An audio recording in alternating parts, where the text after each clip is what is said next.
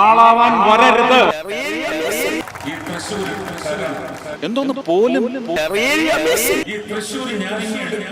അതിന്റെയൊക്കെ അസുഖം അദ്ദേഹം അവരോട് ക്ഷോഭിക്കും, പിണങ്ങും, എന്നിട്ട് പറയും ഞാൻ ഇവിടുന്ന് പിണങ്ങി പോവുകയാണ്. അപ്പൊ ഇവര് പറയും തടയോ, അയ്യോ പോവരുത് പോവരുത്, ഞങ്ങൾ ഇത് ആവർത്തിക്കില്ല. ഇദ്ദേഹം നടക്കുമ്പോൾ അവരും നടക്കും. ഇദ്ദേഹം ഇരിക്കാൻ പറയുമ്പോൾ മാത്രമേ അവർ ഇരിക്കാറുള്ളൂ. അങ്ങനെ ഒരു ജനതയെ അരാഷ്ട്രീയതയിലൂടെ എങ്ങനെ ആരാധനയിലേക്ക് കൊണ്ടുവരാം എന്നുള്ളത് ശ്രീ സുരേഷ് ഗോപി അവിടെ ഉപയോഗിച്ച് വിജയിച്ചു. പണ്ടത്തെ രാജാവായിരുന്ന ഒരു ശക്തനാണ് അദ്ദേഹം. ആ ഒരു ശക്തന്റെ അതേ വികാരങ്ങൾ ഉൾക്കൊണ്ടുകൊണ്ട്, അതേ പ്രൗഢ്യവും വീര്യവും ഉൾക്കൊണ്ടുകൊണ്ട്, ജനങ്ങളുടെ മേൽ ഇല്ലാത്ത ഒരു അധികാരം തനിക്കുണ്ടെന്ന് സ്ഥാപിച്ചുകൊണ്ട് ജനാധിപത്യത്തിൻ്റെ എല്ലാ മൂല്യങ്ങളെയും നശിപ്പിക്കാനുള്ളൊരു ശ്രമമായിരുന്നു അദ്ദേഹം അവിടെ നടത്തിയത്. അദ്ദേഹം ഉപയോഗിക്കുന്ന ഭാഷയാണ് പലപ്പോഴും പ്രജാദൈവം, അടയാഭരണങ്ങൾ, ചൊൽപ്പടി, എൻ്റെ ഗുരുക്കന്മാർ. ഇതെല്ലാം എന്തിനെയാണ് ഈ കാണിക്കുന്നത്? ഏതോ ഒരു അധികാരത്തിൻ്റെ ദുസ്വപ്നം ഇന്നും ഇദ്ദേഹം പേര് നടക്കുകയാണ്. എന്നാൽ ശ്രീ സുരേഷ് ഗോപി വിജയത്തിലേക്ക് നടന്നു കയറിയ വഴികൾ, അതിനെക്കുറിച്ച് നമ്മൾ ഒരുപാട് പഠിക്കേണ്ടിയിരിക്കുന്നു. ശ്രീ സുരേഷ് ഗോപിയും അദ്ദേഹം പ്രതിനിധാനം ചെയ്യുന്ന BJP എന്ന രാഷ്ട്രീയ പാർട്ടിയും ഭരണഘടനയെ പറ്റി എല്ലാം ഇപ്പോൾ സംസാരിക്കാൻ തുടങ്ങിയിട്ടുണ്ടെങ്കിൽ അത് വളരെ ആശ്വാസകരമാണ്. ഹായ് ഫ്രണ്ട്സ്, എല്ലാവർക്കും ഷീത എക്സ്പ്ലോറിൻ്റെ മറ്റൊരു എപ്പിസോഡിലേക്ക് സ്വാഗതം. നിങ്ങൾക്ക് ഈ വീഡിയോ ഇഷ്ടപ്പെടുകയാണെന്നുണ്ടെങ്കിൽ പ്ലീസ് സബ്സ്ക്രൈബ് ചെയ്യുക, ഷെയർ ചെയ്യുക, ലൈക്ക് ചെയ്യുക, കമൻറ്റ് ചെയ്യുക. കഴിഞ്ഞ കുറേ എപ്പിസോഡുകളിലായിട്ട് നമ്മൾ ഇലക്ഷനെ പറ്റിയിട്ട് പബ്ലിക് ഒപ്പീനിയനും അത് കഴിഞ്ഞിട്ട് എന്തുകൊണ്ട് നമ്മുടെ ഭരണപക്ഷത്തിരിക്കുന്ന പാർട്ടി തോറ്റു എന്നുള്ളതിന് ഒരു വിശകലനം, അതിനകത്ത് ഒരു പോയിന്റ് മാത്രം എടുത്തിട്ടാണ് നമ്മൾ അതിൻ്റെ വിശകലനം നടത്തിയത്. ഒരുപാട് റീസൺസ് ഉണ്ടെന്നറിയാം. അതൊരുപാട് പേര് കമൻസിലൂടെ നമുക്ക് പറഞ്ഞിരുന്നു, ഇതൊക്കെയല്ല ഇന്ന റീസൺസ് ഉണ്ടെന്നുള്ളതൊക്കെ. അതിനെ പറ്റിയിട്ടൊന്നും നമ്മൾ വിശകലനം ചെയ്തിട്ടില്ല. വരുന്ന എപ്പിസോഡുകളിൽ അത് മാക്സിമം ചെയ്യുന്നതായിരിക്കും. പബ്ലിക്സിൻ്റെ ഒപ്പീനിയൻ എടുക്കാനും ഞാൻ ശ്രമിക്കുന്നതായിരിക്കും. നമ്മൾ പബ്ലിക് ഒപ്പീനിയൻ എടുത്തപ്പോൾ ഭൂരിപക്ഷം ആൾക്കാരും പറഞ്ഞിരുന്നു കേരളത്തിൽ BJP അക്കൗണ്ട് തുറക്കില്ല. എന്നാൽ തൃശ്ശൂരിൽ ശ്രീ സുരേഷ് ഗോപി BJP അക്കൗണ്ട് തുറന്നു. അപ്പോൾ അതിനെ പറ്റിയിട്ടാണ് ഇന്ന് നമ്മൾ വിശകലനം ചെയ്യാൻ പോകുന്നത്. അത് ഇന്നും എൻ്റെ കൂടെ ഉള്ളത് എൻ്റെ ഹസ്ബൻഡ് തന്നെയാണ്. ബൈജുവിനെ നമുക്ക് ഈ വീഡിയോയിലോട്ട് സ്വാഗതം ചെയ്യാം.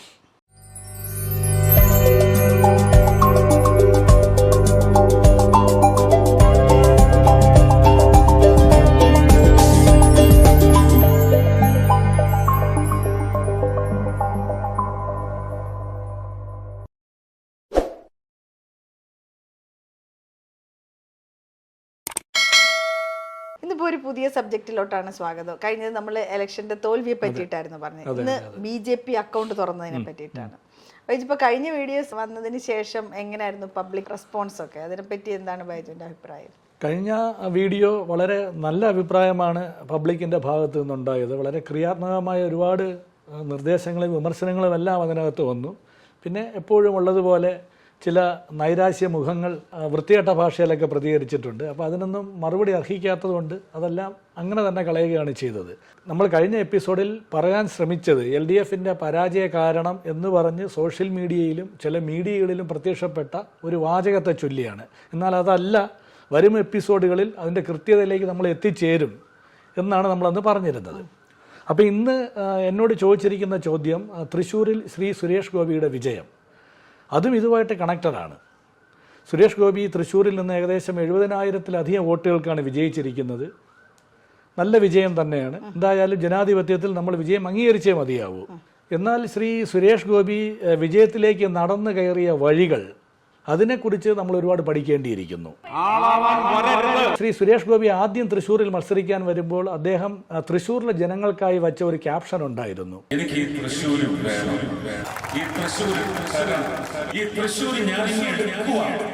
തൃശ്ശൂർ എനിക്ക് വേണം, തൃശ്ശൂർ എനിക്ക് തരണം, ഞാൻ തൃശ്ശൂർ എടുക്കുക. അതായത് ഇത് വളരെ നിഷ്കളങ്കതയോടെയാണ് ആദ്യം ശ്രീ സുരേഷ് ഗോപി പറഞ്ഞതെങ്കിലും ഇന്നത് യാഥാർത്ഥ്യമായിരിക്കുകയാണ്. അപ്പോൾ ഇതിലെ ഓരോ വരികളുടെയും കൃത്യത നമ്മൾ പരിശോധിക്കേണ്ടിയിരിക്കുന്നു. ശ്രീ സുരേഷ് ഗോപി ആദ്യം പറഞ്ഞത് തൃശ്ശൂർ എനിക്ക് വേണം. ഒരു ചെറിയ കുട്ടിയുടെ നിഷ്കളങ്കതയോടെ ശ്രീ സുരേഷ് ഗോപി പറയുകയാണ് തൃശ്ശൂർ എനിക്ക് വേണം, ഒരു കുട്ടി ചോദിക്കുന്നത് പോലെ. അത് കഴിഞ്ഞിട്ട് അതിൻ്റെ ഡിഗ്രി മാറുകയാണ്, തൃശ്ശൂർ എനിക്ക് തരണം. അതിൽ നിന്ന് മാറി ഒരു അപേക്ഷയിൽ നിന്ന് മാറി അല്ലെങ്കിൽ ഒരു അഭ്യർത്ഥനയിൽ നിന്ന് മാറി അതൊരു ആജ്ഞയിലേക്ക് പോവുകയാണ്. അത് കഴിഞ്ഞ് അദ്ദേഹം പറഞ്ഞത് തൃശ്ശൂർ ഞാൻ എടുക്കുക എന്ന് വെച്ച് കഴിഞ്ഞാൽ നിങ്ങൾ പ്രതിരോധിച്ചാലും ഇല്ലെങ്കിലും നിങ്ങൾ തന്നാലും തന്നില്ലെങ്കിലും തൃശ്ശൂർ ഞാൻ എടുക്കാൻ പോവുകയാണ്. അത് തന്നെയാണ് തൃശ്ശൂരിൽ സംഭവിച്ചതും അതിലേക്ക് അദ്ദേഹം എങ്ങനെയാണ് നടന്നു കയറിയത് എന്നുള്ള കാര്യവുമാണ് നമ്മളിന്ന് പറയുവാൻ പോകുന്നത്. ശ്രീ സുരേഷ് ഗോപി ആദ്യ ടേമിൽ ഇലക്ഷന് മത്സരിക്കുമ്പോൾ വച്ച ഈ ക്യാപ്ഷൻ പകുതിയിലധികം ജനങ്ങൾ ഒരു തമാശയായി ചിരിച്ചു തള്ളുകയായിരുന്നു. എന്നാൽ തൃശ്ശൂരിലെ ചില ആൾക്കാർ, തൃശ്ശൂരിലെ ഒരു വിഭാഗം ആൾക്കാർ ഇതിനെ വളരെ അനുഭാവപൂർവം ഈ ക്യാപ്ഷനെ മനസ്സിലേക്ക് ആവാഹിച്ചു എന്നുള്ളത് വളരെ സത്യസന്ധമായൊരു കാര്യമാണ്. എന്തായാലും നമുക്ക് ഇഷ്ടപ്പെട്ടാലും ഇഷ്ടപ്പെട്ടില്ലെങ്കിലും ശ്രീ സുരേഷ് ഗോപി പറഞ്ഞ ഈ ക്യാപ്ഷൻ എല്ലാ മനസ്സുകളിലും പതിഞ്ഞിരുന്നു എന്നുള്ളത് ഒരു സത്യം തന്നെയാണ്. അപ്പൊ ശ്രീ സുരേഷ് ഗോപി രണ്ടാമത്തെ ടേമിൽ തൃശ്ശൂരിൽ മത്സരിക്കാൻ വരുമ്പോൾ അദ്ദേഹത്തിനോട് ആദ്യ ടേമിൽ തന്നെ അദ്ദേഹം പറഞ്ഞ ഈ കാര്യങ്ങൾ വളരെ അനുഭാവപൂർവം മനസ്സിൽ സ്വീകരിച്ച ആൾക്കാരെ വളരെ എളുപ്പം തന്നെ അദ്ദേഹത്തിൻ്റെ അനുയായികളാക്കി മാറ്റാൻ അദ്ദേഹത്തിന് സാധിച്ചു. അതിലേറെ അധികവും സ്ത്രീകളായിരുന്നു. കാരണം അവരെല്ലാവരും തന്നെ അദ്ദേഹത്തിൻ്റെ ആചാരങ്ങളും അദ്ദേഹത്തിൻ്റെ വിശ്വാസങ്ങളുമായി 100% നീതി പുലർത്തുന്ന ആൾക്കാരുമായിരുന്നു. അങ്ങനെ ക്രമേണ തൻ്റെ ഇലക്ഷൻ പ്രവർത്തനത്തിനുള്ള ഒരു അനുചര സംഘമായിട്ടാണ് അദ്ദേഹം ഇവരെ ഉപയോഗിച്ചത്. അപ്പോൾ തൃശ്ശൂർ എന്ന് പറഞ്ഞാൽ നമുക്കറിയാം, നമ്മളെല്ലാവരും തൃശ്ശൂർ എന്ന് കേൾക്കുമ്പോൾ നമ്മൾ പറയുന്നത് എന്താണ്? തൃശ്ശൂർ ഒരു സാംസ്കാരിക നഗരമെന്നാണ്, പൂരങ്ങളുടെ നഗരമെന്നാണ് നമ്മൾ പറയുന്നത്. പക്ഷേ സുരേഷ് ഗോപി അവരോട് പറയാതെ പറഞ്ഞു തൃശ്ശൂർ എന്നതൊരു സാംസ്കാരിക നഗരമല്ല, തൃശ്ശൂർ എന്ന് പറയുന്നത് അമ്പലങ്ങളുടെ നഗരമാണ്. ഈ പറയുന്ന പൂരങ്ങളും പൂയങ്ങളും ബാക്കി ആഘോഷങ്ങളെല്ലാം ഒരു സംസ്കാരത്തിൻ്റെയോ ഒരു ജനതയുടെയോ ഒരു ഉത്സവത്തിൻ്റെ ഭാഗമല്ല. ഇതെല്ലാം ആരാധനാക്രമങ്ങളും നമ്മുടെ ആചാരങ്ങളും വിശ്വാസങ്ങളുമായി ബന്ധപ്പെട്ടുള്ളതാണ് എന്ന് അദ്ദേഹം ഈ പറയുന്ന സംഘത്തോട് പറയാതെ പറഞ്ഞു. അങ്ങനെ അനുഭാവപൂർവം വന്ന ഒരു ജനവിഭാഗത്തിന് ഇദ്ദേഹത്തിനോട് ക്രമേണ ഒരു ആരാധന വന്നു. കാര്യം ഓൾറെഡി ഇദ്ദേഹം ഒരു സിനിമാ സെലിബ്രിറ്റിയാണ്. അപ്പം പോരാത്തതിന് ഇങ്ങനത്തെ കാര്യങ്ങൾ കൂടെ പറയുന്നു. അദ്ദേഹം പലപ്പോഴും പറയുന്നത് ഞാൻ തൃശ്ശൂരിൻ്റെ മണ്ണിലെത്തിയെന്നല്ല, അല്ലെങ്കിൽ സംസ്കാര നഗരത്തിൻ്റെ മണ്ണിലെത്തിയെന്നല്ല, ശക്തൻ്റെ മണ്ണിൽ ഞാൻ കാലുകുത്തി, ശക്തൻ്റെ മണ്ണിലേക്ക് ഞാൻ വരുന്നു. ഇന്നേ വരെ കേരളത്തിൻ്റെ ജനാധിപത്യ ചരിത്രത്തിൽ തൃശ്ശൂരിൽ ഇലക്ഷന് മത്സരിച്ച ഒരു സ്ഥാനാർത്ഥിയും പറയാത്തൊരു കാര്യമാണ്. ശക്തൻ്റെ മണ്ണിൽ ഏതോ കാലത്ത് അസ്തമിച്ചു പോയ രാജപാരമ്പര്യങ്ങളുടെ ദുസ്വപ്നവും പേറിയാണ് ശ്രീ സുരേഷ് ഗോപി നടക്കുന്നത്. അദ്ദേഹത്തിന് പറയാമായിരുന്നു ഒരു സംസ്കാര നഗരത്തിലാണ് ഞാൻ എത്തിയിരിക്കുന്നത്. അദ്ദേഹം അങ്ങനെ മനഃപൂർവ്വം അങ്ങനെ പറഞ്ഞില്ല. ഇദ്ദേഹത്തിൻ്റെ ഈ അനുചരണ സംഘം ഒരു ആരാധന പോലെ ഇദ്ദേഹത്തിനെ പിന്തുടരുകയായിരുന്നു. അപ്പോൾ ഇവരെ മാക്സിമം ഇദ്ദേഹം ഇലക്ഷൻ പ്രവർത്തനങ്ങളിൽ ഉപയോഗിച്ചു എന്നുള്ളത് വാസ്തവമാണ്. അപ്പോൾ അതൊരു പ്രത്യേക രീതിയിലായിരുന്നു ഇദ്ദേഹം അവരെ ട്രെയിൻ ചെയ്തെടുത്തിരുന്നത്. ഇദ്ദേഹം നടക്കുമ്പോൾ അവരും നടക്കും, ഇദ്ദേഹം നിൽക്കുമ്പോൾ ഒരു പ്രത്യേക ദൂരത്തിൽ അവർ നിൽക്കും, ഇദ്ദേഹം ഇരിക്കാൻ പറയുമ്പോൾ മാത്രമേ അവർ ഇരിക്കാറുള്ളൂ. എന്നിട്ട് ഇദ്ദേഹം അവരോട് ചോദ്യം ചോദിക്കും. അപ്പോൾ ഇവർ പറയുന്ന മറുപടി ഇദ്ദേഹത്തിന് തൃപ്തികരമല്ലെങ്കിൽ ഇദ്ദേഹം തന്നെ ഉത്തരവും പറഞ്ഞു കൊടുക്കും. എന്നിട്ട് ഇദ്ദേഹം വീണ്ടും ചോദ്യം ചോദിക്കും. വീണ്ടും തൃപ്തികരമായ മറുപടി അല്ല ഇവർ പറയുന്നതെങ്കിൽ ഇദ്ദേഹം അവരോട് ക്ഷോഭിക്കും, പിണങ്ങും.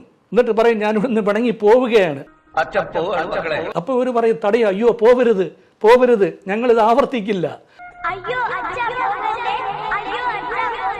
അപ്പോൾ ഇത്തരത്തിലുള്ള നാടകമാണ്. അങ്ങനെ ഒരു ജനതയെ അരാഷ്ട്രീയതയിലൂടെ എങ്ങനെ ആരാധനയിലേക്ക് കൊണ്ടുവരാം എന്നുള്ളത് ശ്രീ സുരേഷ് ഗോപി അവിടെ ഉപയോഗിച്ച് വിജയിച്ചു. ഇതേ ആരാധനാ വൃന്ദം തന്നെയാണ് ഇദ്ദേഹം ജയിച്ചപ്പോൾ തൃശ്ശൂരിലെ റൗണ്ടിൽ ആമോദ നൃത്തം ചവിട്ടിയത്. ഞാൻ പറഞ്ഞില്ല, അതിലേത് ഏറെയും സ്ത്രീകളായിരുന്നു. എനിക്ക് യഥാർത്ഥത്തിൽ ഈ ആനന്ദ നൃത്തം ഫോട്ടോയിലും ടി വിയിലെ വീഡിയോയിലൂടെയൊക്കെ കണ്ടപ്പോൾ ഓർമ്മ വന്നത് അമേരിക്കയിൽ നടന്നൊരു സംഭവമാണ്. പണ്ട് അമേരിക്കയിൽ അടിമത്തം നിരോധിച്ചപ്പോൾ ഈ അടിമകൾ അമേരിക്കയുടെ തെരുവുകളിൽ ഇറങ്ങി. എന്നിട്ട് അവർ മുദ്രാവാക്യം വിളിക്കുകയാണ്, അടിമത്വം അവസാനിപ്പിക്കരുത്, അടിമയായി ഇരിക്കുക എന്നുള്ളത് ഞങ്ങളുടെ അവകാശമാണ്, ഞങ്ങൾക്ക് അടിമയായി ഇരിക്കുന്നതാണ് ഞങ്ങൾക്ക് സന്തോഷവും സുഖവും നൽകുന്നത്. അപ്പോൾ ഈ അടിമത്വം ഇവിടെ അവസാനിക്കരുത്, അടിമയായി ജീവിക്കാനുള്ള ഞങ്ങളുടെ അവകാശത്തിന്മേലുള്ള ഒരു കൈകടത്തലാണ്. അപ്പോൾ അങ്ങനത്തെ ഒരു മനോഭാവമാണ് യഥാർത്ഥത്തിൽ. കാര്യം ഇതിനകത്ത് ഒരു രാഷ്ട്രീയവുമില്ല, ഒരു അരാഷ്ട്രീയമായിട്ടാണ് ഒരു ജനതയെ കൊണ്ടുപോയിരിക്കുന്നത്.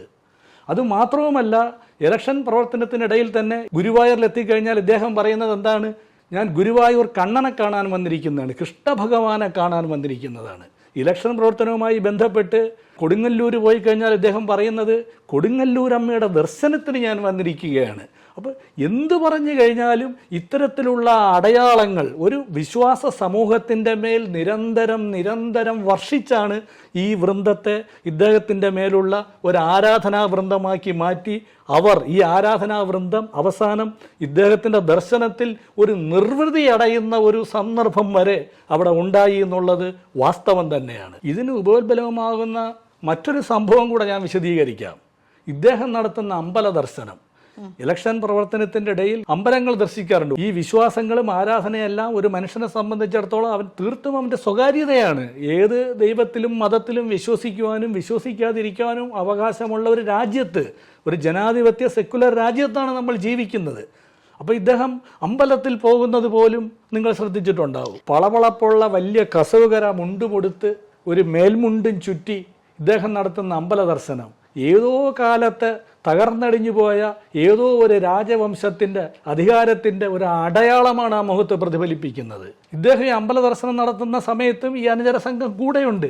ഇതെല്ലാം നമ്മൾ നിരന്തരം നമ്മൾ സോഷ്യൽ മീഡിയയിലൂടെയും കണ്ടുകൊണ്ടിരിക്കുകയാണ്. ബൈജു ഇപ്പൊ പറഞ്ഞ ഈ കാര്യത്തോട് എനിക്ക് 100% യോജിക്കാൻ പറ്റില്ല.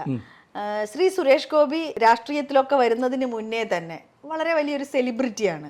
ഇതുകൂടാതെ അദ്ദേഹം ഒരുപാട് സിനിമകളിൽ അഭിനയിച്ച് ഫലിപ്പിച്ചിട്ടുണ്ട്. അത് നന്നായിട്ട് വിജയിച്ചിട്ടുമുണ്ട്.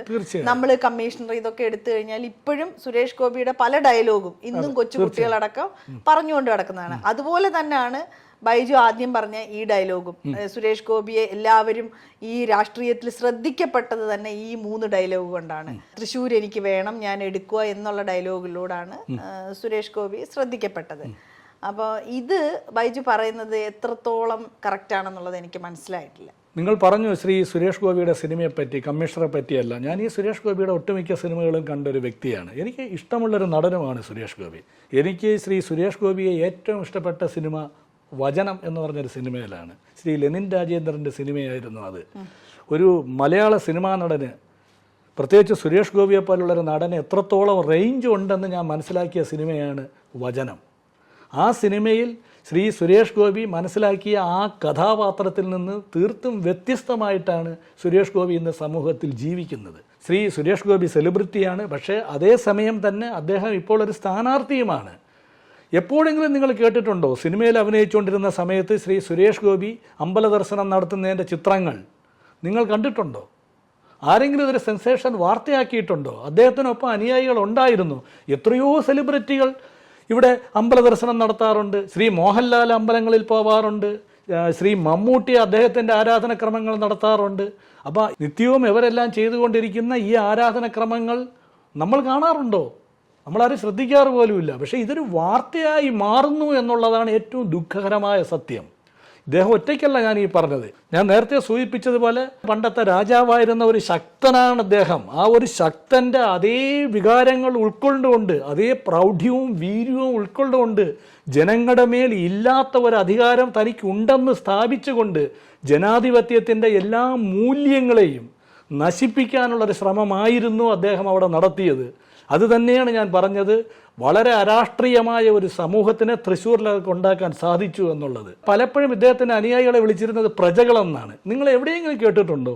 നമ്മൾ കേരളത്തിലെ പല തെരഞ്ഞെടുപ്പ് ചരിത്രങ്ങളും കണ്ടു, പല തെരഞ്ഞെടുപ്പ് പ്രചരണങ്ങളും ഞാൻ കണ്ടിട്ടുണ്ട്. ഇന്നേ വരെ വലതുപക്ഷ പാർട്ടികളുടേതും കണ്ടിട്ടുണ്ട്. ഇന്നേ വരെ ഒരൊറ്റ വലതുപക്ഷ നേതാവും തൻ്റെ കൂടെ നിന്ന അനുയായികളെ പ്രജകളെന്ന് ഞാൻ വിളിച്ച് കേട്ടിട്ടില്ല. ഇദ്ദേഹം യഥാർത്ഥത്തിൽ ജനാധിപത്യത്തിൽ ഇല്ലാത്ത ഒരു അധികാരം ജനങ്ങളുടെ മേൽ സ്ഥാപിക്കുകയാണ്. മനസ്സിലായില്ല? അപ്പോൾ ഇതായിരുന്നു ഞാൻ ഈ പറയും. ഇതിലായിരുന്നു എനിക്ക് ഏറ്റവും വലിയ ഉത്കണ്ഠ. ഇദ്ദേഹത്തിന് മാന്യമായ രാഷ്ട്രീയം പറയാം. ഇദ്ദേഹത്തിൻ്റെ പാർട്ടി തുടർച്ചയായി ഇന്ത്യ മഹാരാജ്യം ഭരിച്ചു. എന്തേ ഇദ്ദേഹത്തിന് പറയാൻ കഴിയുന്നില്ല എൻ്റെ പാർട്ടി? ഇദ്ദേഹം ഒരു പാർട്ടിയെ റെപ്രസെൻ്റ് ചെയ്യുന്ന ആളാണ്. BJP എന്ന് പറയുന്ന ഒരു രാഷ്ട്രീയ പാർട്ടിയുടെ പ്രതിനിധിയായിട്ടാണ് ശ്രീ സുരേഷ് ഗോപി തൃശ്ശൂരിൽ മത്സരിക്കുന്നത്. കഴിഞ്ഞ 10-15 വർഷത്തെ എൻ്റെ സർക്കാരിൻ്റെ നേട്ടങ്ങൾ നിങ്ങൾ എവിടെയെങ്കിലും കേട്ടോ? ഒരു നേട്ടം ശ്രീ സുരേഷ് ഗോപിക്ക് തൃശ്ശൂരിൽ എവിടെയെങ്കിലും പറഞ്ഞതായി നിങ്ങൾ കേട്ടിട്ടുണ്ടോ?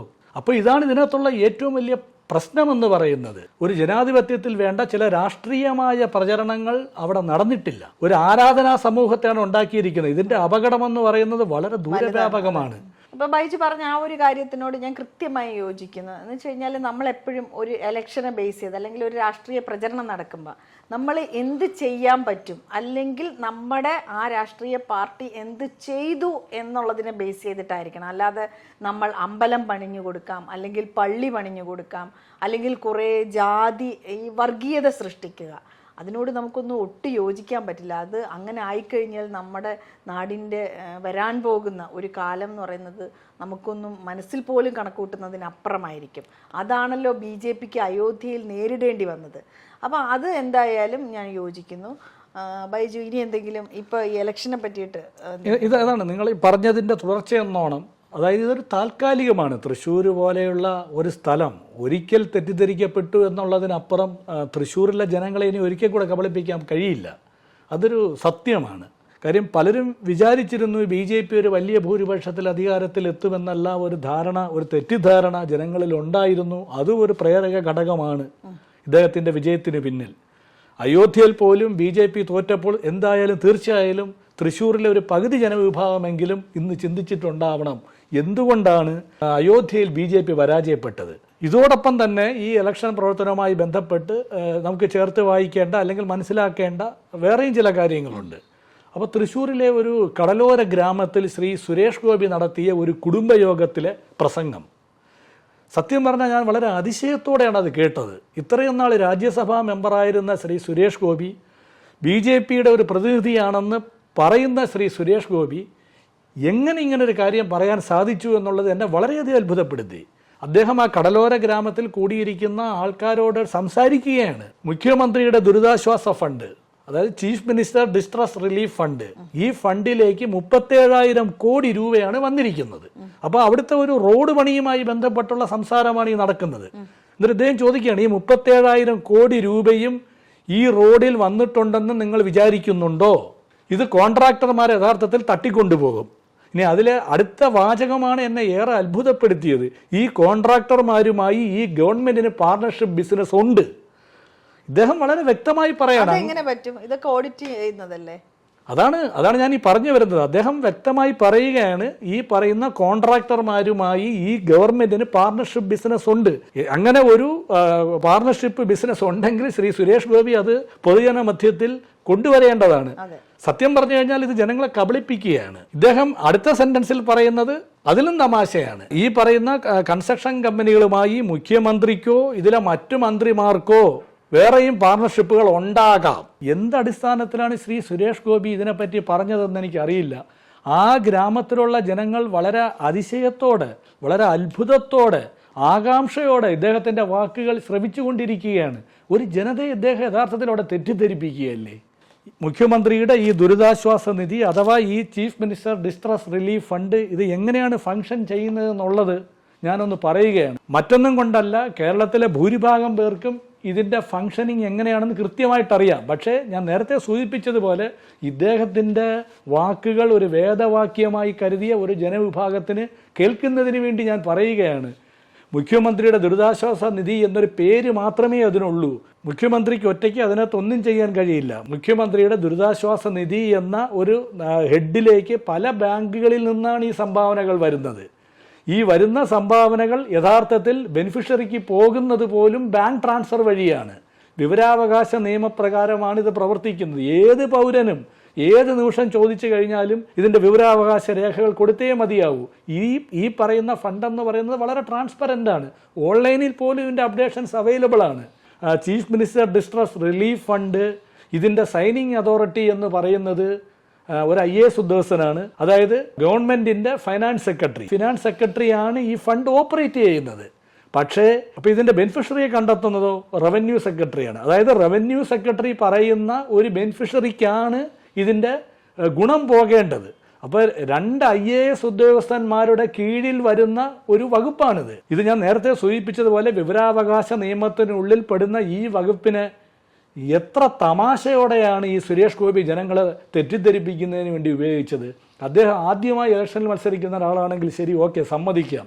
നിരന്തരം സോഷ്യൽ മീഡിയയിൽ ഒരു സാധാരണ BJP പ്രവർത്തകർ ഇടുന്ന ഒരു ഫേക്ക് മെസ്സേജിൻ്റെ നിലവാരത്തിലേക്കാണ് യഥാർത്ഥത്തിൽ ശ്രീ സുരേഷ് ഗോപി അവിടെ നിന്ന് സംസാരിച്ചത്. അദ്ദേഹത്തിന് അതിൻ്റെ സത്യം അറിയാമായിരുന്നു. അറിഞ്ഞിട്ടും അദ്ദേഹം ജനങ്ങളെ തെറ്റിദ്ധരിക്കുന്നെങ്കിൽ ആയിക്കോട്ടെ എന്നുള്ള രീതിയിലായിരുന്നു അദ്ദേഹം അവിടെ സംസാരിച്ചതും. അതേ വേദിയിൽ തന്നെ വേറൊരു പ്രശ്നവുമായി ബന്ധപ്പെട്ടും ശ്രീ സുരേഷ് ഗോപി സംസാരിക്കുന്നുണ്ട്. ഇവരുടെ ഭൂമിയുമായി ബന്ധപ്പെട്ട്, ഭൂമി ഒഴിഞ്ഞു പോകുന്നതുമായി ബന്ധപ്പെട്ട് അവരുടെ ആകാംക്ഷ പങ്കുവയ്ക്കുമ്പോൾ ശ്രീ സുരേഷ് ഗോപി പറയുന്നുണ്ട്, അങ്ങനെയല്ല, നിങ്ങൾക്ക് എവിടെ ഭൂമി കിട്ടിയാലും നിങ്ങൾ അവിടെ പോകണം.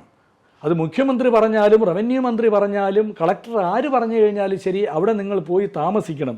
ഇവിടെ ഒരു ലോകനീതിയല്ല ഉള്ളത്, ഇവിടെ ഒരു രാജ്യനീതിയാണ്, ഈ സംസ്ഥാനത്തിനൊരു നീതിയാണ്. ആ നീതി നിങ്ങൾ അംഗീകരിക്കണം. അപ്പോൾ അടുത്ത വാചകത്തിൽ വളരെ സുദീർഘമായി നീതികളെപ്പറ്റി ശ്രീ സുരേഷ് ഗോപി സംസാരിക്കുന്നുണ്ട്. അതുപോലെ തന്നെയാണ് ഇലക്ഷൻ സമയത്ത് ശ്രീ സുരേഷ് ഗോപി നടത്തിയ വേറെ ചില ആരാധനാലയങ്ങളുടെ സന്ദർശനങ്ങൾ. അദ്ദേഹം ഒരു ക്രിസ്ത്യൻ പള്ളിയിൽ വളരെ വിനയത്തോടെ ഒരു വിധേയനായി അതിനകത്ത് നിൽക്കുന്ന ചിത്രവും നമ്മൾ കണ്ടു. ഈ നൊയമ്പ് തുറക്കുന്ന സമയത്ത് ശ്രീ സുരേഷ് ഗോപി ഒരു പള്ളിയിൽ കയറി നൊയമ്പ് കഞ്ഞി കുടിക്കുന്ന കാഴ്ചയും നമ്മൾ കണ്ടു. ഒരു കൊച്ചു കുട്ടിയുടെ നിഷ്കളങ്കതയോടെ തൻ്റെ വിരൽ ഊറി കുടിക്കുന്ന, കഞ്ഞി കുടിക്കുന്ന ശ്രീ സുരേഷ് ഗോപിയെ കണ്ടു. ഇതൊക്കെ ജനങ്ങൾക്ക് എന്ത് സന്ദേശമാണ് ഇദ്ദേഹം നൽകുന്നത്? എനിക്കത് എത്ര ആലോചിച്ചിട്ട് മനസ്സിലാകുന്നത്. വിശ്വാസങ്ങൾ ഉപയോഗിക്കേണ്ടടുത്ത് വിശ്വാസം, ഇതുപോലുള്ള കുപ്രചരണങ്ങൾ പറയേണ്ടടുത്ത് അങ്ങനെ തീർന്നു. എന്നിട്ടും ഈ തെരഞ്ഞെടുപ്പ് വേളയിൽ തന്നെയാണ് ശ്രീ സുരേഷ് ഗോപി ഒരു പൊതുവേദിയിൽ വെച്ച് ഒരു മാധ്യമ പ്രവർത്തകയുടെ പുറത്ത് ഇങ്ങനെ തൊടാൻ, സ്പർശിക്കാൻ ശ്രമിച്ചു എന്നുള്ളൊരു പരാതി നിൽക്കുകയാണ്. അപ്പൊ അതിന്റെ ഒരു തുടർച്ച എന്നോണം മറ്റൊരു സ്വകാര്യ ചാനലിലെ ഒരു വനിതാ റിപ്പോർട്ടർ ഇദ്ദേഹത്തോട് ചോദിക്കുകയാണ്. അപ്പൊ ഇദ്ദേഹം ആ വനിതാ റിപ്പോർട്ടറോട് പറയുകയാണ്, ആളാവാൻ വരരുത്, ആളാവാൻ വരരുത്, ആളാവാൻ വരരുത്. വളരെ രൗദ്രമായ ഒരു ഭാവമാണ് യഥാർത്ഥത്തിൽ ഇയാളുടെ മുഖത്തൊന്ന് നിഴലിച്ചത്. ഒരു ഭയത്തോടെയാണ് നമ്മൾ ശ്രീ സുരേഷ് ഗോപി ആ സമയത്ത് കണ്ടത്. നമ്മൾ കഴിഞ്ഞ വീഡിയോകളിലെല്ലാം പറഞ്ഞു, പത്രപ്രവർത്തകരോട് ധാർഷ്ട്യം എന്നുള്ള രീതിയിൽ ശ്രീ പിണറായി വിജയനെ പറ്റി നടത്തുന്ന ഒരുപാട് അപവാദ പ്രചരണങ്ങളാണ്. ഇദ്ദേഹം ഈ പറയുന്ന മാധ്യമപ്രവർത്തകരോട്, മറ്റ് മാധ്യമപ്രവർത്തകരെല്ലാം നിൽക്കുന്ന ഒരു ഇൻ്റർവ്യൂവിൽ ഇദ്ദേഹം ഒരു വനിതാ മാധ്യമപ്രവർത്തകയോട് സംസാരിച്ചത് ഇത് ധാർഷ്ട്യമല്ല, ഇത് വളരെ ആർദ്രമാണ്, ഇത് വളരെ സ്നേഹത്തോടെ ഇദ്ദേഹം സംസാരിച്ചതാണ് എന്ന് തന്നെയാണ് ഇദ്ദേഹത്തിൻ്റെ ഈ വിജയം ആളുകൾ മനസ്സിലാക്കിയതിൽ നിന്ന് എനിക്ക് വിശ്വസിക്കാൻ സാധിക്കുന്നത്. അപ്പോൾ അങ്ങനെയുള്ള ഒരു ജനത സ്വയം തിരുത്തി വരട്ടെ എന്ന് മാത്രമേ എനിക്ക് പറയാൻ കഴിയൂ. പിന്നെ ഇപ്പോഴും അടുത്ത മീഡിയയിൽ അദ്ദേഹം മന്ത്രിയായതിനു വരുന്നുണ്ട്. അതാണ് ഇനി അത് പറയാൻ വരുന്നത്. ശ്രീ സുരേഷ് ഗോപി ജയിച്ചു, അദ്ദേഹം മന്ത്രിയായി സത്യപ്രതിജ്ഞ ചെയ്തു. അപ്പോൾ ഇദ്ദേഹം ജയിച്ച ഉടനെ ഇദ്ദേഹം പറഞ്ഞത് എന്താണ്? പ്രജാദൈവം, അവരുടെ വിജയമാണിത്. ഞാൻ പറഞ്ഞില്ലേ, ആ ഒരു രാജവംശത്തിൻ്റെ അധികാരങ്ങളുടെ അടയാളം ഇദ്ദേഹത്തിനെ വിട്ടുപോകുന്നില്ല. ഇദ്ദേഹത്തിൻ്റെ സംസാരങ്ങളിലെല്ലാം ഇത് നിഴലിക്കുകയാണ്. ഇല്ലാത്ത ഒരു അധികാരം ജനാധിപത്യത്തിൽ ഉണ്ടെന്ന് സ്ഥാപിച്ച് ഒരു ജനതയുടെ മേൽ എത്രത്തോളം സ്ഥാപിക്കാമോ അത്രത്തോളം സ്ഥാപിക്കാനാണ് അദ്ദേഹം നിൽക്കുന്നത്. അദ്ദേഹം സത്യപ്രതിജ്ഞ ചെയ്തു, ക്യാബിനറ്റ് മന്ത്രിയാവുമെന്ന് എല്ലാവരും പ്രതീക്ഷിച്ചു. പക്ഷേ അദ്ദേഹം സഹമന്ത്രിയാണ് ആയത്. ഇദ്ദേഹം സഹമന്ത്രിയായി അന്ന് തന്നെ കേരളത്തിലെ സംസ്ഥാന BJP-യിൽ തമ്മിലടി തുടങ്ങി, പരസ്പരം ചെളിവാരി എറിയാൻ തുടങ്ങി. അതൊക്കെ വലതുപക്ഷ രാഷ്ട്രീയം, കോൺഗ്രസിനെ പോലെ തന്നെയാണ് ഇവരും. അപ്പോൾ അതൊന്നും നമ്മുടെ വിഷയങ്ങളല്ല, അത് അവരുടെ വിഷയങ്ങളാണ്, അവരടിച്ചു തീർക്കട്ടെ. അപ്പോൾ ഇത് കഴിഞ്ഞ് ഇദ്ദേഹം MP ആയി, മന്ത്രിയായി സത്യപ്രതിജ്ഞ ചെയ്യുന്നതിന് മുമ്പ് ഇദ്ദേഹം ആദ്യം പറഞ്ഞത് എന്താണ്? എൻ്റെ ചൊൽപ്പടിക്ക് നിൽക്കുന്ന ഒരു 5 പേരെ, 5 മന്ത്രിമാരെയോ ആരൊക്കെയോ എൻ്റെ കീഴിൽ വേണം, അവരെ കൊണ്ട് ഞാനിതെല്ലാം ചെയ്യിക്കും. സത്യപ്രതിജ്ഞ ചെയ്തതിന് ശേഷം ഇദ്ദേഹം ഈ ചൊൽപ്പടിക്ക് നിൽക്കുന്ന 5 പേരെ കിട്ടാതെ നിങ്ങൾ സഹമന്ത്രി ആയല്ലോ എന്ന് ഒരു പത്രക്കാർ ചോദിച്ചപ്പോൾ ഇദ്ദേഹം പറയുകയാണ്, അങ്ങനെ ചൊൽപ്പടിക്ക് നിൽക്കുന്നു എന്നുള്ള വാക്ക് ഉപയോഗിക്കാൻ പാടില്ല, എൻ്റെ ഗുരുക്കന്മാർ എന്നോട് പറഞ്ഞു തന്നു അങ്ങനെ ഉപയോഗിക്കരുതെന്ന്. അപ്പം ഞാൻ ഈ പറഞ്ഞു വരുന്നത് ഇദ്ദേഹം ഉപയോഗിക്കുന്ന ഭാഷയാണ് പലപ്പോഴും പ്രജാദൈവം, അടയാഭരണങ്ങൾ, ചൊൽപ്പടി, എൻ്റെ ഗുരുക്കന്മാർ, ഇതെല്ലാം എന്തിനെയാണ് ഈ കാണിക്കുന്നത്? ഏതോ ഒരു അധികാരത്തിന്റെ ദുസ്വപ്നം ഇന്നും പേര് നടക്കുകയാണ്. അപ്പോൾ അദ്ദേഹം ഈ ഉപയോഗിക്കുന്ന ഈ വാക്കുകൾ ഇന്ന് വരെ കേരള സമൂഹത്തിൽ ഏതെങ്കിലും ഒരു രാഷ്ട്രീയക്കാർ പറഞ്ഞതായി നിങ്ങൾ കേട്ടിട്ടുണ്ടോ? ഇല്ല, ഞാൻ കേട്ടിട്ടില്ല, നമ്മൾ ആരും കേട്ടിട്ടില്ല. ഇതൊക്കെ മലയാളി സമൂഹത്തിന് ഒരു പുതിയ അറിവാണ്. ജയിച്ചു കഴിഞ്ഞതിന് ശേഷം അദ്ദേഹം പറഞ്ഞത് എന്താണ്? ഞാനൊരു BJP സ്ഥാനാർത്ഥിയല്ല, ഒരു രാഷ്ട്രീയ പാർട്ടിയുടെ ആളായിട്ടല്ല ഞാൻ നിന്ന് ജയിച്ചത്. അദ്ദേഹത്തിന് അങ്ങനെ ഒരിക്കലും പറയാൻ കഴിയില്ല. കാര്യം രാഷ്ട്രീയം പറഞ്ഞല്ല ശ്രീ സുരേഷ് ഗോപി അവിടെ നിന്ന് ജയിച്ചത്. അദ്ദേഹവും അത് തുറന്ന് സമ്മതിച്ചതാണ്. പിന്നെ അദ്ദേഹം സത്യപ്രതിജ്ഞ ചെയ്ത് വന്നതിന് ശേഷം ഒരു സ്വകാര്യ ചാനലിനെ അനുവദിച്ച ഇന്റർവ്യൂ, ഒരു സ്വകാര്യ ഇന്റർവ്യൂ ആവാം, ഞാനത് ഇൻസ്റ്റഗ്രാമിൽ കണ്ടതാണ്. അപ്പോൾ അവരിങ്ങനെ ഓരോരോ കാര്യങ്ങൾ അദ്ദേഹത്തോട് ചോദിക്കുന്നുണ്ട്. ഇദ്ദേഹം ആദ്യം പറയുന്നത് എയിംസിനാണ് ഞാൻ പ്രാധാന്യം കൊടുക്കുന്നത്, എൻ്റെ ആദ്യ ലക്ഷ്യം എയിംസ് കൊണ്ടുവരിക എന്നുള്ളതാണ്. എന്നിട്ട് അദ്ദേഹം അനാവശ്യമായ ഒരു വിവാദത്തിലേക്ക് കേരളത്തിൻ്റെ CM-നെ കൊണ്ടുവരികയാണ്. ഇവിടുത്തെ നിങ്ങളുടെ CM വാശി പിടിച്ചില്ലെങ്കിൽ നമുക്കിവിടെ എയിംസ് കൊണ്ടുവരാൻ കഴിയും. ഈ എയിംസിന് യഥാർത്ഥത്തിൽ സംസ്ഥാന സർക്കാർ 4 സ്ഥലങ്ങളിൽ ഏകദേശം ഭൂമി കണ്ടെത്തിയതാണ്. ഈ എയിംസിൻ്റെ പ്രവർത്തനങ്ങളുമായി ബന്ധപ്പെട്ട് സംസ്ഥാന സർക്കാർ ഒരുപാട് മുന്നോട്ട് പോയിട്ടുണ്ട്. ഇപ്പോൾ കോഴിക്കോട് ജില്ലയിൽ തന്നെയുള്ള കിനാലൂരിൽ ഏകദേശം 150 ഏക്കറോളം ഭൂമി ഈ ഗവൺമെൻറ് അക്വയർ ചെയ്യാൻ റെഡിയാക്കി നിർത്തിയിരിക്കുകയാണ്. അപ്പോൾ കഴിഞ്ഞ സെപ്റ്റംബർ മാസം ശ്രീ ബ്രിട്ടാസ് രാജ്യസഭയിൽ ഉന്നയിച്ച ഒരു ചോദ്യമുണ്ടായിരുന്നു, ഈ എയിംസ് ക്യാമ്പസിൻ്റെ കേരളത്തിൻ്റെ ഇപ്പോഴത്തെ അപ്ഡേറ്റ് എന്താണെന്നുള്ളതിനെ ചൊല്ലിയിട്ട്. അന്ന് അതിൻ്റെ കൺസേൺ മന്ത്രി പ്രവീൺ പവാർ ശ്രീ ബ്രിട്ടാസിന് കൊടുത്ത മറുപടിയിൽ അതിനകത്ത് വ്യക്തമായി പറയുന്നുണ്ട്, പ്രധാനമന്ത്രി സ്വസ്തി സുരക്ഷാ യോജന, പ്രധാനമന്ത്രി സ്വസ്ഥ സുരക്ഷാ യോജന, അതിൻ്റെ അപ്രൂവലിന് വേണ്ടി ഈ ക്യാമ്പസ് വെയിറ്റിങ്ങിലാണ്. അപ്പോൾ അതാണ് അതിനകത്തുള്ള ഒരു പെൻഡിങ് ആയിട്ടുള്ള ഒരു ഘടകം. ആക്ച്വലി ഇദ്ദേഹം ഇവിടെയും ജനങ്ങളെ മാക്സിമം തെറ്റിദ്ധരിപ്പിക്കാനാണ് ശ്രമിക്കുന്നത്. സംഭാഷണങ്ങൾ മനഃപൂർവ്വമായി ഇദ്ദേഹം നടത്തുന്ന ഈ ക്യാമ്പയിൻ ഇനിയെങ്കിലും അവസാനിപ്പിക്കണം. കാര്യം അദ്ദേഹം ഇപ്പോൾ ഒരു ഇന്ത്യയുടെ ഒരു സഹമന്ത്രിയാണ്. അപ്പോൾ ആ ഒരു സ്ഥാനത്തിനനുസരിച്ചുള്ളത് മാത്രമേ അദ്ദേഹം ഇനിയെങ്കിലും പറയാൻ പാടുള്ളൂ. വേറൊരു ഇൻ്റർവ്യൂവിൽ പറയുന്നത് കൊണ്ട് തൊഴിലുറപ്പ് പദ്ധതിയെ പറ്റി അദ്ദേഹം പറഞ്ഞപ്പോൾ എനിക്ക് വലിയ അതിശയമൊന്നും അതിനകത്ത് തോന്നിയില്ല. കാരണം തൊഴിലുറപ്പ് പദ്ധതിയെ പറ്റിയൊക്കെ പഠിച്ച് സംസാരിക്കണമെങ്കിൽ അതിൻ്റെ രാഷ്ട്രീയ പാരമ്പര്യം വേണം. ഈ കേരളത്തിലെ അടിസ്ഥാന വർഗ വിഭാഗങ്ങളുമായി ഒരു ബന്ധം വേണം. മണ്ണിൻ്റെ മണമറിയണം. മണ്ണിൽ പണിയെടുക്കുന്ന മനുഷ്യരുടെ ദുഃഖവും വേദനയും എന്താണെന്ന് അറിയണം. ഇദ്ദേഹത്തിനെ സംബന്ധിച്ചിടത്തോളം ഒരു വിശ്വാസിയുടെ നൊമ്പരമാണ് ഏറ്റവും വലിയ ഒരു വേദന എന്ന് കരുതി നടക്കുന്ന ശ്രീ സുരേഷ് ഗോപിക്ക് ഈ അടിസ്ഥാന ജനവിഭാഗങ്ങളുടെ ദുഃഖവും വേദനയും ദുരിതവും എന്താണെന്ന് അറിയണമെന്നുണ്ടെങ്കിൽ ഈ പറയുന്ന അടിത്തട്ടിലേക്ക് ഇറങ്ങി വരണം. ഈ ജനങ്ങളെ അദ്ദേഹം കാണണം. തൊഴിലുറപ്പ് പദ്ധതിയെപ്പറ്റി പറയുകയാണ്, ഇനി മുതൽ നിങ്ങൾ എന്തിനീ സംസ്ഥാന സർക്കാരിനെ ഡിപ്പെൻഡ് ചെയ്ത് നിൽക്കുന്നു? നടുക്ക് നിൽക്കുന്ന സംസ്ഥാന സർക്കാർ അതൊരു തസ്കര ജോലിയാണ് ചെയ്യുന്നത്. നിങ്ങൾക്ക് ഡയറക്റ്റ് ബെനിഫിറ്റ് ട്രാൻസ്ഫർ ഉണ്ടല്ലോ. ശ്രീ സുരേഷ് ഗോപി മനസ്സിലാക്കണം, ഇപ്പോഴും ഡയറക്റ്റ് ബെനിഫിറ്റ് ട്രാൻസ്ഫർ തന്നെയാണുള്ളത്. എന്താണ് തൊഴിലുറപ്പ് പദ്ധതി എന്നുള്ളത് സുരേഷ് ഗോപി മനസ്സിലാക്കണം. 2004 UPA-യുടെ നേതൃത്വത്തിൽ അധികാരത്തിൽ വന്ന ശ്രീ മൻമോഹൻ സിംഗിൻ്റെ ഭരണമെന്ന് പറയുന്നത് സമീപകാല കണ്ട ഇന്ത്യയിലെ ഏറ്റവും നല്ലൊരു ഭരണമായിരുന്നു. അത് ചരിത്രത്തിൽ രേഖപ്പെടുത്തിയ ഒന്നായിരുന്നു. 2004 തന്നെയാണ് ഈ തൊഴിലുറപ്പ് പദ്ധതി ഇംപ്ലിമെൻ്റ് ചെയ്യുന്നത്. ആ ഇടതുപക്ഷത്തിൻ്റെ നയങ്ങളും തീരുമാനങ്ങളും ഉൾക്കൊള്ളുവാനും അത് നടപ്പിലാക്കുവാനും അന്നത്തെ UPA ഗവൺമെൻറ്റിന് സാധിച്ചു. അന്നത്തെ ഇടതുപക്ഷത്തിനെ കൊണ്ട് സാധിപ്പിച്ചു എന്നുള്ളത് വളരെ വലിയൊരു കാര്യം തന്നെയാണ്.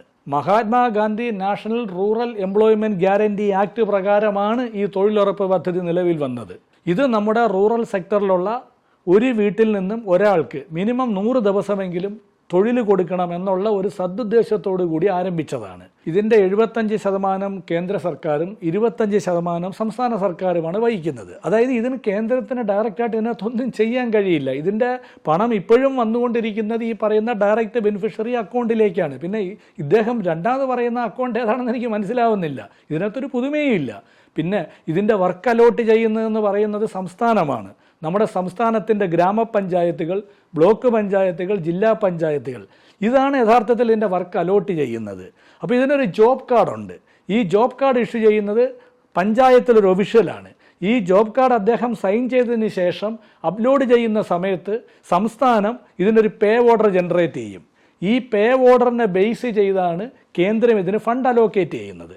അപ്പോൾ ഈ രീതിയിലാണ് ഈ തൊഴിലുറപ്പ് പദ്ധതി പ്രവർത്തിക്കുന്നത്. ഇതൊരു കേന്ദ്ര ഗവൺമെൻറ്റിന് മാത്രം റോളുള്ള ഒരു കാര്യമല്ല. ഇതിനകത്ത് 100% അഡ്മിനിസ്ട്രേഷൻ ചെയ്യുന്നതും അതാത് സംസ്ഥാനങ്ങളാണ്. മാത്രവുമല്ല തൊഴിലുറപ്പ് പദ്ധതിയിൽ ഏറ്റവും കൂടുതൽ തൊഴിൽ ദിനങ്ങൾ കിട്ടിയ സംസ്ഥാനം കേരളവുമാണ്. ഈ 100 തൊഴിൽ ദിനങ്ങൾ കംപ്ലീറ്റ് ചെയ്ത് കഴിഞ്ഞാൽ 1000 രൂപ ബോണസും വരാറുണ്ട്. ഇപ്പോൾ 2 വർഷം മുന്നേ കേരള സംസ്ഥാനത്ത് ആദ്യമായി, മറ്റൊരു സംസ്ഥാനത്തും ഉള്ളതായി എനിക്കറിയില്ല, എൻ്റെ ഓർമ്മ ശരിയാണെങ്കിൽ 2 വർഷം മുന്നേ കേരള സംസ്ഥാനം ഈ തൊഴിലുറപ്പ് പദ്ധതിയിലെ തൊഴിലാളികൾക്കായി ഒരു ബോർഡും രൂപീകരിച്ചിട്ടുണ്ട്. അതായത് അവരുടെ ഇൻഷുറൻസ്, പെൻഷൻ, വെൽഫെയർ ഫണ്ട് എന്നിവ കൊടുക്കുന്നതിന് വേണ്ടി. ഇന്ത്യയിലെ മറ്റേതെങ്കിലും സംസ്ഥാനം ഇങ്ങനെ രൂപീകരിച്ചിട്ടുണ്ടോ എന്നുള്ളതും എനിക്കറിയില്ല. ഈ തൊഴിലുറപ്പ് പദ്ധതി 100% വിജയകരമായി പൂർത്തിയാക്കുന്ന ഒരു സംസ്ഥാനമാണ് കേരളം. അതായത് കേന്ദ്ര സർക്കാർ ഓരോ വർഷവും 1.5 ലക്ഷം കോടി രൂപയാണ് ബഡ്ജറ്റിൽ ഇതിനു വേണ്ടി അലോക്കേറ്റ് ചെയ്യുന്നത്. എന്നാൽ കഴിഞ്ഞ കുറേ നാളുകളായി കേന്ദ്ര സർക്കാർ ഇത്രയും തുക ബഡ്ജറ്റിന് അലോക്കേറ്റ് ചെയ്യാറില്ല. അതായത് 6 മാസം ആകുമ്പോൾ തന്നെ ഈ നിശ്ചയിച്ച ഫണ്ട് തീരും. പിന്നെ സംസ്ഥാനങ്ങളും കേന്ദ്രവുമായി വീണ്ടും ഒരു സംഘർഷത്തിൻ്റെ അവസ്ഥയിലേക്ക് പോയിട്ടാണ് കേന്ദ്രം വീണ്ടും ഈ ഫണ്ട് അലോക്കേറ്റ് ചെയ്യുന്നത്. 100 ദിവസം കംപ്ലീറ്റ് ചെയ്ത തൊഴിലാളികൾക്ക് ബോണസ് കൊടുത്ത ഒരു സംസ്ഥാനം കൂടിയാണ് കേരളം. അപ്പോൾ ഒരു തൊഴിലുറപ്പ് പദ്ധതിയെ എത്ര സീരിയസ് ആയിട്ടാണ് ഈ കേരള സംസ്ഥാനം കാണുന്നതെന്നും വിജയിപ്പിച്ചതെന്നും ഉള്ളത് ശ്രീ സുരേഷ് ഗോപി മനസ്സിലാക്കണം. സ്വകാര്യ ചാനലിന് കൊടുത്ത ഒരു ഇന്റർവ്യൂവിൽ ഇദ്ദേഹം പറയുന്നുണ്ട്, കേരളത്തിന്റെ മെട്രോയെ പറ്റിയൊക്കെ പറയുന്നുണ്ട്. മെട്രോയെ പറ്റിയൊക്കെ അദ്ദേഹം പറയാൻ നിന്നപ്പോൾ ഞാൻ വളരെ ശ്രദ്ധാപൂർവം വീക്ഷിച്ചു. യഥാർത്ഥത്തിൽ ഒരു മെട്രോയെ പറ്റിയൊക്കെ സംസാരിക്കുമ്പോൾ നമ്മൾ അതിനെ പഠിച്ച് സംസാരിക്കണം. മെട്രോ എവിടുന്ന് തുടങ്ങുന്നു, മെട്രോ എവിടെ അവസാനിക്കുന്നു എന്നതുപോലും അദ്ദേഹത്തിന് അറിയില്ല. അദ്ദേഹം ചോദിക്കുകയാണ് ഇപ്പൊ മെട്രോ ഏതുവരെ ഉണ്ട്. അതാണ് ഞാൻ ഈ പറഞ്ഞത്, ഈ സാധാരണക്കാരെ സംബന്ധിക്കുന്ന ഒരു പ്രശ്നങ്ങളും സാധാരണക്കാരുടെ ഒരു കാര്യങ്ങളും ഇദ്ദേഹത്തിന് അറിയില്ല. ഇദ്ദേഹത്തിന് അറിയാവുന്ന കാര്യങ്ങൾ ഞാൻ ഈ നേരത്തെ പറഞ്ഞ കാര്യങ്ങൾ മാത്രമാണ്. എന്നിട്ട് അദ്ദേഹം ഈ മെട്രോയുടെ കണക്ടിവിറ്റി കൂട്ടുന്നതിനെ പറ്റിയും തരിശായി കിടക്കുന്ന ഭൂമികളിൽ പാർക്കിംഗ് വരുന്നതും ചായക്കട വരുന്നതിനെ പറ്റിയൊക്കെ അധികം വാചാലനാകുന്നുണ്ട് അദ്ദേഹം. ആ സമയത്ത് തന്നെയാണ് ആ ടിവിയിലെ ഇന്റർവ്യൂവർ അദ്ദേഹത്തിനോട് ചോദിക്കുന്നു, നിങ്ങളിലൊരു സഖാവ് ഞാൻ കാണുന്നുണ്ടല്ലോ, സഖാക്കൾ സംസാരിക്കുന്നത് പോലെയാണല്ലോ സാറ് പറയുന്നത്. അപ്പൊ ആ ഇന്റർവ്യൂ ചെയ്ത ആളിനും ശ്രീ സുരേഷ് ഗോപിക്കും അറിയാം ഇവിടുത്തെ സാധാരണ ജനങ്ങളെ പറ്റിയും അടിസ്ഥാന വർഗത്തെ പറ്റിയും ജോലി ചെയ്യുന്ന മനുഷ്യരെ പറ്റിയും അവരുടെ നന്മയ്ക്ക് വേണ്ടി സംസാരിക്കുന്ന ഒരു രാഷ്ട്രീയം എന്ന് പറയുന്നത് ഒരു ഇടതുപക്ഷ രാഷ്ട്രീയമാണ്, ഒരു സഖാവാണെന്നുള്ള കാര്യം അവർ രണ്ടുപേരും സമ്മതിക്കുന്നുണ്ട് വിരുദ്ധമായ രാഷ്ട്രീയ ചേരിയിൽ നിൽക്കുമ്പോഴും. അപ്പൊ ശ്രീ സുരേഷ് ഗോപി പറയാണ് ഞാനൊരു പഴയ SFI കാരനാണ്. ഒന്ന് ആലോചിച്ച് നോക്കൂ, ഒരു മനുഷ്യൻ ഏതെല്ലാം രീതിയിൽ ജനങ്ങളോട് ഇന്റർപ്രറ്റ് ചെയ്യുന്നു എന്നുള്ളത്. ഞാൻ അദ്ദേഹം ജയിച്ചു കയറി വന്ന വഴികൾ പറയുകയായിരുന്നു. ഇല്ലാത്ത അധികാരം ഉള്ളിടത്തെല്ലാം അയാൾ അധികാരം ഉണ്ടെന്ന് സ്ഥാപിക്കുന്നു. അവസാനം ഒരു ഇന്റർവ്യൂവിൽ വന്നപ്പോൾ അദ്ദേഹം പറയുന്നത് എന്താണ്, ഞാനൊരു പഴയ SFI കാരനാണ്. അപ്പൊ അദ്ദേഹത്തിനും അറിയാം ഒരു പഴയ SFI കാരന് മാത്രമേ ഇങ്ങനെയുള്ള ഒരു ചിന്താഗതിയുമായി ഒരു സമൂഹത്തിന് മുന്നിലേക്ക് പോകാൻ കഴിയുന്നുള്ളത്. പിന്നീട് എനിക്ക് സന്തോഷം തോന്നിയ വേറൊരു കാര്യം കൂടെ ഉണ്ടായി. ശ്രീ സുരേഷ് ഗോപി ഇന്റർവ്യൂവിന്റെ ഇടയിൽ ഞാൻ കഴിഞ്ഞ കുറേ വർഷങ്ങളായി കേൾക്കാത്തൊരു വാക്ക് ഞാൻ കേട്ടു, കോൺസ്റ്റിറ്റ്യൂഷൻ, ഭരണഘടന. ശ്രീ സുരേഷ് ഗോപിയോട് ഒരു മാധ്യമപ്രവർത്തകൻ ചോദിക്കുകയാണ്, താങ്കൾക്ക് സഹമന്ത്രി സ്ഥാനമാണല്ലോ കിട്ടിയത്, താങ്കൾ ഒരു ക്യാബിനറ്റ് പദവിയാണല്ലോ പ്രതീക്ഷിച്ചിരുന്നത്. അപ്പൊ അദ്ദേഹം പറയാത്തൊരു വാക്ക് പറഞ്ഞു എന്ന് പറഞ്ഞ് ശ്രീ സുരേഷ് ഗോപി അദ്ദേഹത്തോട് ചാടിക്കയറുന്നുണ്ട്. പോലും സഹമന്ത്രി സ്ഥാനം പോലും അദ്ദേഹം പറയാത്തൊരു വാക്കാണ്. എന്നിട്ട് ശ്രീ സുരേഷ് ഗോപി ഉത്തരം മുട്ടിയപ്പോൾ പറയുന്നത് എന്താണ്, കോൺസ്റ്റിറ്റ്യൂഷൻ. എന്നെ വളരെയധികം സന്തോഷിപ്പിച്ചൊരു വാക്കാണ്. ശ്രീ സുരേഷ് ഗോപിയും അദ്ദേഹം പ്രതിനിധാനം ചെയ്യുന്ന BJP എന്ന രാഷ്ട്രീയ പാർട്ടിയും ഭരണഘടനയെ പറ്റി എല്ലാം ഇപ്പോൾ സംസാരിക്കാൻ തുടങ്ങിയിട്ടുണ്ടെങ്കിൽ അത് വളരെ ആശ്വാസകരമാണ്. എല്ലാ സ്നേഹവും ബഹുമാനവും നിലനിർത്തിക്കൊണ്ട് എനിക്ക് ശ്രീ സുരേഷ് ഗോപിയോട് ഒരൊറ്റ കാര്യം മാത്രമേ പറയാനുള്ളൂ. ശ്രീ സുരേഷ് ഗോപി ആ മാധ്യമ പ്രവർത്തകയോട് പറഞ്ഞത് തന്നെയാണ്, ദയവ് ചെയ്ത് ഇവിടുത്തെ ജനങ്ങളുടെ മേൽ ആളാവാൻ വരരുത്, ദയവ് ചെയ്ത് ആളാവാൻ വരരുത്. അപ്പൊ ബൈജു പറഞ്ഞ അഭിപ്രായങ്ങളൊക്കെ നിങ്ങൾക്ക് എത്രത്തോളം ഉൾക്കൊള്ളാൻ പറ്റിയെന്ന് എനിക്കറിയില്ല. നമ്മൾക്ക് അദ്ദേഹം തന്ന വാഗ്ദാനങ്ങൾ അല്ലെങ്കിൽ അദ്ദേഹം നമുക്ക് എല്ലാവർക്കും പ്രതീക്ഷയാണ്. ശ്രീ സുരേഷ് ഗോപി കേന്ദ്രത്തിൽ സഹമന്ത്രി ആയതുകൊണ്ട് നമുക്ക് സാധാരണ ജനങ്ങൾക്ക് വേണ്ട ഒരുപാട് കാര്യങ്ങൾ അദ്ദേഹം ചോദിച്ചെടുക്കും, അല്ലെങ്കിൽ അദ്ദേഹം അത് നടപ്പിലാക്കും എന്ന് പൂർണ്ണമായ വിശ്വാസം നമ്മളിൽ എല്ലാവരിലുമുണ്ട്. അദ്ദേഹം ജയിച്ചപ്പോൾ തന്നെ പറഞ്ഞതാണ്, തൃശ്ശൂർക്കാർക്ക് ഇനി വരാൻ പോകുന്നത് ഭാഗ്യങ്ങളുടെ നാളായിരിക്കും, അല്ലെങ്കിൽ അവരെ സംബന്ധിച്ചിടത്തോളം അത്രത്തോളം പ്രതീക്ഷയാണ് സുരേഷ് ഗോപി എന്നുള്ള വ്യക്തിയിൽ. അത് രാഷ്ട്രീയ പാർട്ടിയെ പ്രതിനിധാനം ചെയ്തിട്ടല്ല. പലരോടും ഞാൻ സംസാരിക്കുമ്പോൾ അവരൊക്കെ സുരേഷ് ഗോപിയെ ദൈവമായിട്ട് കാണുന്നവർ വരുണ്ട്.